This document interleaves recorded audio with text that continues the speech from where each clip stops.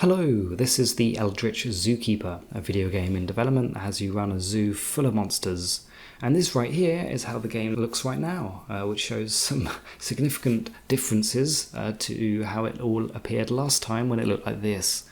The visual development of things has been a big focus of mine over the last few months, and I thought it would be fun to talk through some of these changes.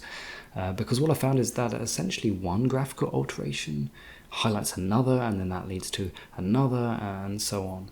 And the first change I worked on was just getting a simple day and night cycle going. There's a plugin for Unity that gives you sort of cinematic color grade and shading all the on-screen colors in a certain way and then blend in between them. It's a really easy way to sell the effect, and I also got the shadows to move around too, as if there really is a sun or a moon moving about. At night, a little fog gives a spooky edge to the darkness, which I quite like that. And while there's some atmosphere, right, coming from these additions, I found that focusing on just the colours on the screen was a really great way to generate some frustration at other parts of the game that just looked a bit ugly.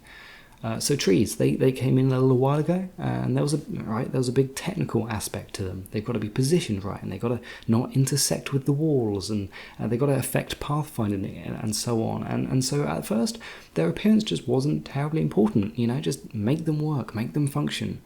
And at the edge of the world, I thought, I'll spread a bunch of them around just to try and break up the hard edge that is the horizon. But coming back for a second look, the 3D trees really aren't working. It's just a mass of brown. The edges are really sharp, and it's looking very busy and noisy, and it's totally not breaking up the horizon, right? There's still this hard edge between the land and the purple sky.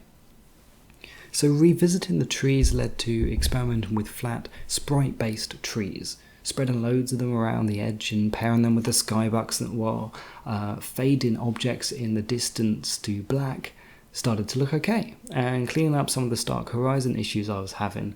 But it also made the terrain look drab and a bit dull. So I created a bunch of grass objects, spread them all over the place, and changed the way the surface of the world got rendered. And as a result, everything melds together in what I think is a bit more of a pleasant fashion, and the scene looks more interesting as well. One thing I want to be careful of is the issue of overdraw. Drawing a bunch of sprites with alpha, even when they're on meshes, can be expensive. I've done some work to minimize this, but I may have to do more. It's just something I'm bearing in mind. Also, a new zoo gate, which doesn't look like this anymore. It looks like this. Hoping to add some more of these sorts of touches to make the zoo a bit more interesting in places. Hopefully you'll see more of that next time. And hey, if you want to follow along, click that subscribe button. There's also a page for the game now over at Cranktrain.com, and you can sign up to the mailing list there, so you'll get an email when the game gets released. Thanks for watching. See you next time.